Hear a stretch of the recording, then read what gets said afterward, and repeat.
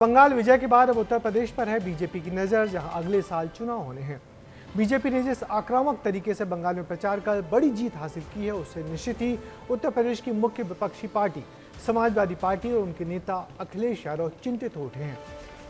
क्या होने जा रहा है उत्तर प्रदेश में और किस नई रणनीति से उतरेगी बीजेपी उत्तर प्रदेश के चुनाव में, इस रिपोर्ट में देखिए। जानकारी के साथ साथ मांग है हमारी कि सुप्रीम कोर्ट तत्काल संज्ञान ले और बंगाल की मतगणना की सीसीटीवी पूरे देश के सामने लाइव उपलब्ध कराई जाए। भूले भटके ममता बनर्जी और उनकी पार्टी टीएमसी का साथ देते ये समाजवादी पार्टी अध्यक्ष अखिलेश यादव हैं। जिस दिन से ममता बनर्जी पश्चिम बंगाल में चुनाव हारी हैं, अखिलेश उनका खूब साथ दे रहे हैं। प्रेस कॉन्फ्रेंस करने से पहले उन्होंने एक्स पर एक पोस्ट भी की और सुप्रीम कोर्ट से संज्ञान लेने की मांग कर दी। अब ये भी जान लीजिए कि यह भाईचारा एक ओर से नहीं चल रहा। अपनी हार के बाद ममता बनर्जी को भी इंडी गठबंधन याद आया है।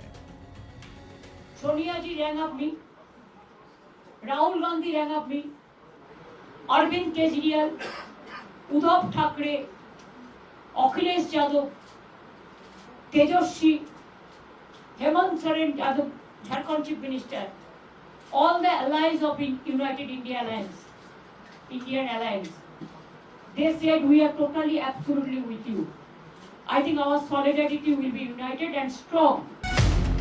अखिलेश का ये भरत मिलाप उत्तर प्रदेश में होने वाले विधानसभा चुनावों को लेकर है। दरअसल अखिलेश को पश्चिम बंगाल चुनाव से सबक तो मिला है, क्योंकि पश्चिम बंगाल में मुस्लिम वोटर्स से टीएमसी का काम तो नहीं चला। बंगाल में 80 में से केवल 35 मुस्लिम विधायक ही टीएमसी के लिए सीट जीत पाए। ऐसे में मुस्लिम के साथ साथ अब अखिलेश को महिला वोटर्स को भी साधना होगा। लेकिन यूपी की महिला वोटर्स को बंगाल फतह के बाद प्रधानमंत्री नरेंद्र मोदी साध चुके हैं। जिस समाजवादी पार्टी ने संसद में महिला आरक्षण को रोका है, उसे भी यूपी की महिलाओं का आक्रोश सहना पड़ेगा। महिला विरोधी समाजवादी पार्टी कुछ भी करके अपने पाप को कभी धुल नहीं पाएगी। और अब बाकी की कसर उत्तर प्रदेश के मुख्यमंत्री योगी आदित्यनाथ पूरी कर रहे हैं। मन से उन्होंने एक बार फिर हुंकार भरी बात कर रहे थे बंगाल चुनाव की और निशाना साधा समाजवादी पार्टी पर। और अच्छी सरकार जब आती है तो परिणाम भी लाद के लेके आती है। देखो ना, बंगाल में वहां की जनता ने कैसा जवाब दिया वहां टीएमसी को। जो भी जनता की उपेक्षा करेगा,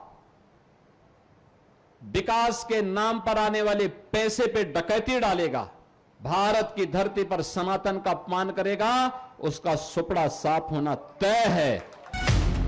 पश्चिम बंगाल के नतीजों के बाद सियासी समीकरणों में बदलाव की आहट है, लेकिन यही आहट विपक्षी दलों में एकता की भी दिख रही है। लेकिन हार के बाद एक साथ दिखाई देने की तस्वीर बना रहे ये नेता कब तक एक दूसरे का साथ दे पाएंगे, ये तो वक्त के साथ पता चलेगा।